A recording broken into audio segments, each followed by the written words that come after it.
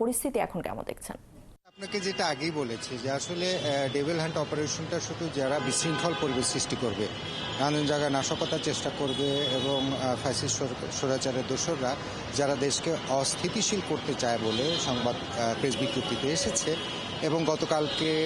গাজীপুরে ছাত্র জনতার উপর যে হামলার ঘটনাটি ঘটেছে, বৈষম্য বিরোধী ছাত্র আন্দোলন এবং সেই সঙ্গে যে ছাত্র জনতা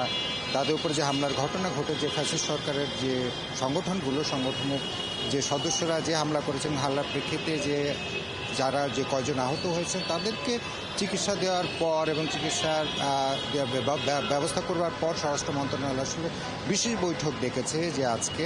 যে এইভাবে যদি ফ্যাসিস্ট সরকার পতিত সরকারের দোসররা যেখানে ছাত্র জনতার উপর হামলা করতে পারে, চোরাগুপ্তে হামলা করতে পারে, কারণ গতকালকের ঘটনা রাতে, তো সেটাকে কীভাবে ট্যাকেল দেওয়া যায়, কীভাবে মোকাবেলা করা যায়, তো মোকাবেলা করবার জন্য বিশেষ করে গাজীপুরের ইস্যুটাকে